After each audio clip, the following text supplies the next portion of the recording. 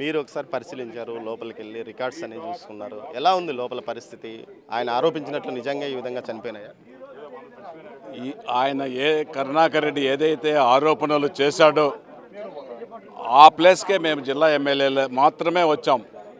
రా, నువ్వు కూడా మాజీ ఎమ్మెల్యేగా రా, నువ్వు చేసిన ఆరోపణలను నిరూపించు, మేము ఒప్పుకుంటాం.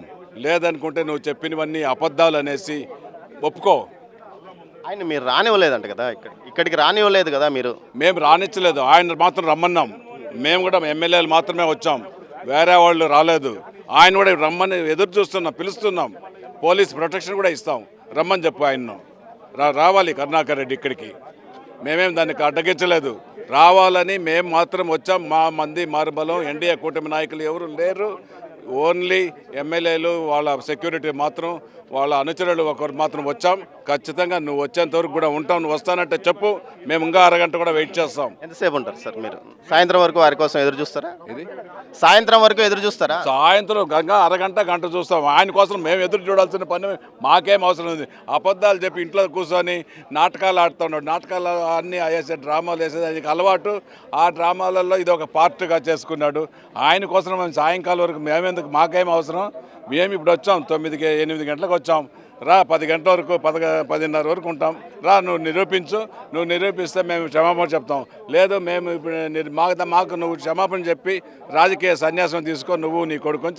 మీరు చర్చకు పిలిచారు మీరు కానీ కూటమి నేతలు, ఎందుకు మరి ఆయన ఇక్కడి వరకు రానివ్వలేకపోతున్నారు?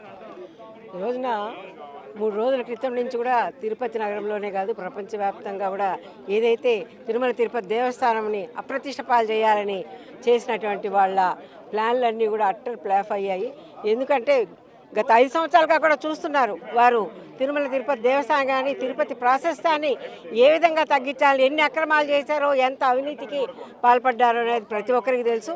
ఈ రోజున మరి ఇంతటితో ఆగిపోవాలని దీన్ని ఆయన మేము పిలిచాం. నువ్వు రా, నిరూపించు, మేమున్నాం సమాధానం చెప్పడానికి. నిలిచిపోకపోతే ఈ రోజున అతను భయపడి ఇంటి దగ్గర పడుకొని డ్రామాలు వేస్తున్నారు. ఈ రోడ్లో ఎవరు కానీ ఎక్కడ కానీ ట్రాఫిక్ అనేది ఎవరు కూడా అటకాయించలేదు. సాధారణంగా అందరూ సాధారణ ప్రజలు కూడా వెళ్తున్నారు. మరి ఆయన ఇక్కడ పోలీసు రాజ్యం ఉంది, నేను రాలేనని చెప్పడం, సో భయపడి అక్కడ పడుకున్నాడే తప్ప, మేము కావాలంటే ఆయనకి ఎస్కార్ట్ ఇచ్చి పోలీసులు కూడా పంపిస్తాము, రమ్మనండి, సమాధానం చెప్పనండి.